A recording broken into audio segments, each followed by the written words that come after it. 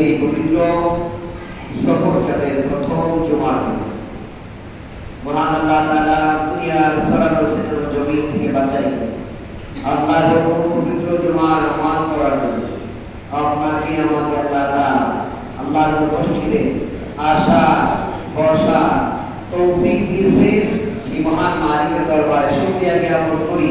জবানে আওয়াজ উঁচু করে জুলুসে পড়ি আলহামদুলিল্লাহ।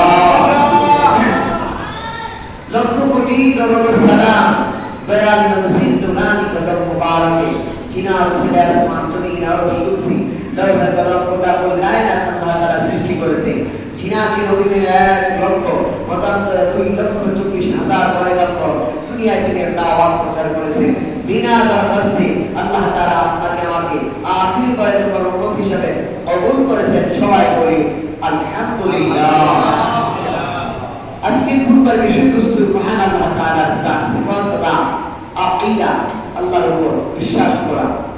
ইয়াকিন বিশ্বাস মজবুত থাকলে ওই ব্যক্তি কখনো বিপথে যেতে পারে না, খারাপ রাস্তায় যেতে পারে না। এর আরবি সংক্ষিপ্ত নাম হলো এটা যার ভিতরে একটা কাজ বেশি সে ঈমানের দিক দিয়া পাতা পড়তে বেশি। জোরে জোরে বলি সুবহানাল্লাহ। আমরা যখন ফার্নিচার বানাই ভালো কাঠ খুঁজি, যে কাঠের টেকসই বেশি, সেই কাঠ সহজে ভাঙে না, সহজে উপড়ায় যায় না। তুমি বলে ঠিক কিনা? আল্লাহ বলতেছে আমার ইমানদারের মধ্যে তারাই প্রকৃত পাকাপোক্ত ইমানদার, সত্য ইমানদার, ভাঙ্গেও যায় না, মুছতেও যায় না।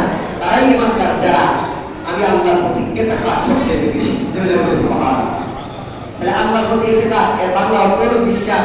বিশ্বাস কমটা বেশি আছে, জোরে বলতে হবে কমটা বেশি থাকতে হবে, বেশি থাকা দরকার। বেশি থাকলে আপনি আমি ইমানে মজবুত হইতে পারবো, শক্ত হইতে পারবো। আল্লাহ আমাদের সকলকে বুঝার তৌফিক দান করে সবাই বলি আমিন। আম্মা বাদু ভাইয়া আইয়ুহাল হাদিরুন, উপস্থিত সম্মানিত মুসল্লিয়ানে কেরাম ও ভাইরা, আল্লাহ তাআলার প্রতি বিশ্বাস যখন বান্দা স্থাপন করে আল্লাহ বলতেছে তখন ওই বান্দার একটা বিশ্বাস থাকে যতই বিপদ আসুক বালা মুসিবত আসুক আমার জন্য দুনিয়ার আর কেউ না থাকলেও আমার আল্লাহ আমার জন্য আছে না নাই?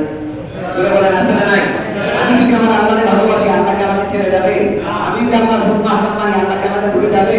আল্লাহ বলতেছে বান্দা তখনই তুমি প্রকৃত মুমিন ইমানদার হতে পারো, আমার কাছে মুমিন বলে শনাক্ত হবে যখনই বান্দা আমার উপর ভরসা করবে, আমাকে ছাড়া আর কারো ভরসা করবে না, তখনই আমি আল্লাহ তোমার জন্য যথেষ্ট।